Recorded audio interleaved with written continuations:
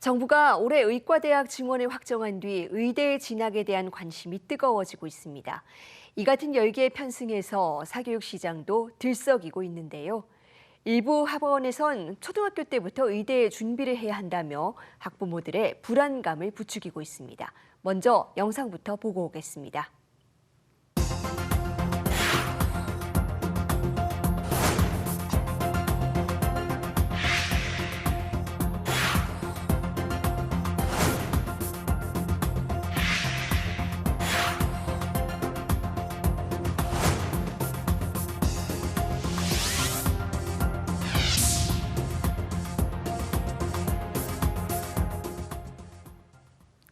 네, 과도한 의대 사교육 열풍, 무엇이 문제고 어떻게 해결해야 할지 전문가와 조금 더 자세한 이야기 나눠보겠습니다. 사교육 걱정 없는 세상 백병환 정책팀장 나와 있습니다. 팀장님 어서 오세요. 안녕하세요.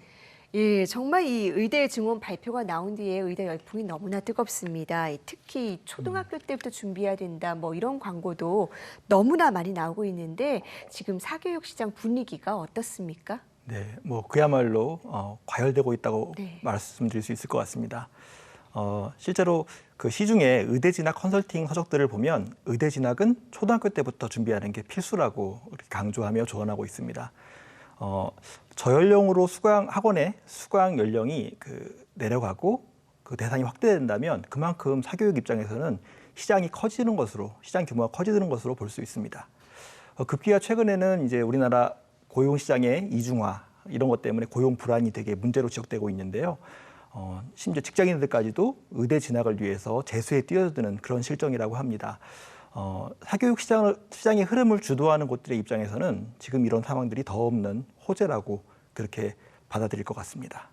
네, 이런 흐름에서 가장 걱정이 되는 부분이 이 선행학습이 너무나 어린 나이부터 또 지나치게 진행이 되고 있다는 겁니다. 이 초등학교 때 고등학교 수학을 끝내야 된다, 뭐 이런 광고도 있는 것 같던데 지금 초등의대반 커리큘럼이 어떤 수준인 겁니까?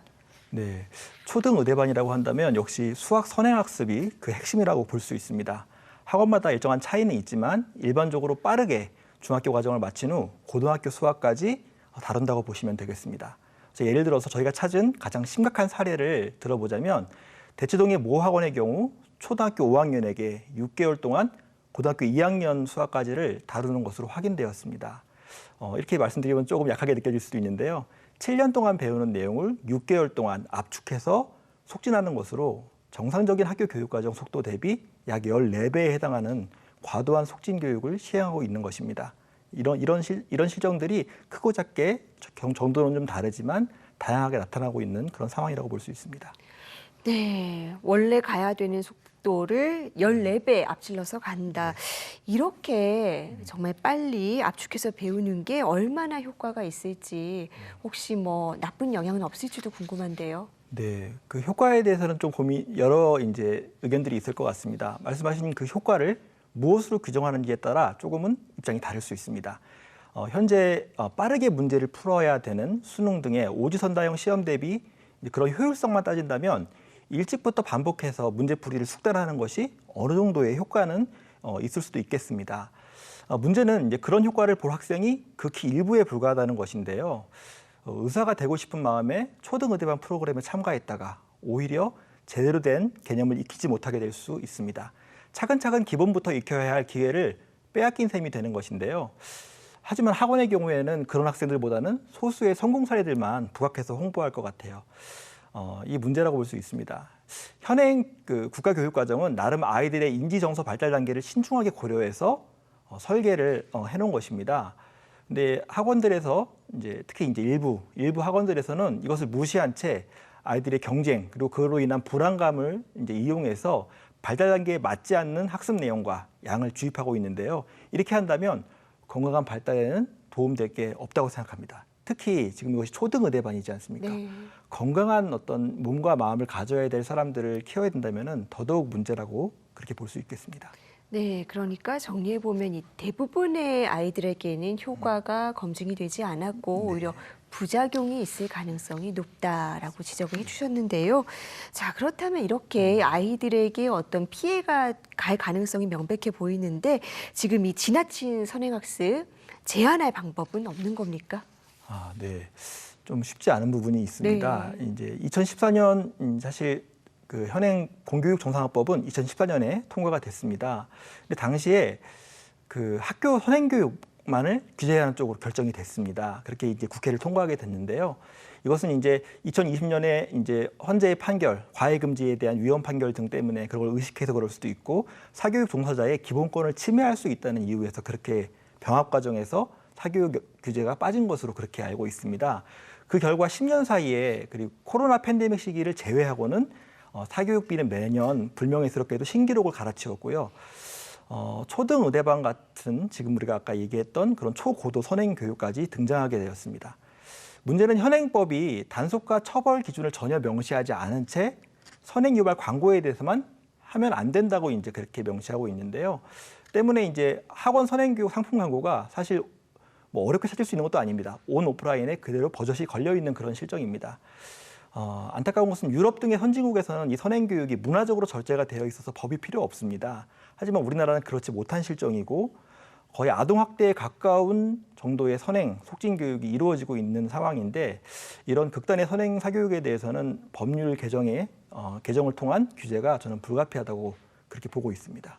네, 그러니까 이런 선행학습이 학교는 안 되는데 학원에 대해서는 네. 뭐 정확한 명시된 조항이 없다라는 아주 근본적인 허점이 네네, 있는 거네요. 맞습니다.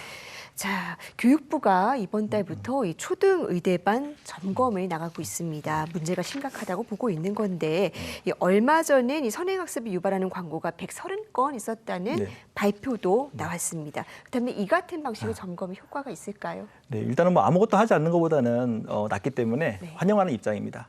그러나 이것이 이제 여론을 의식한 일시적 대응에 그친다면 실효성이 없을 것이고요.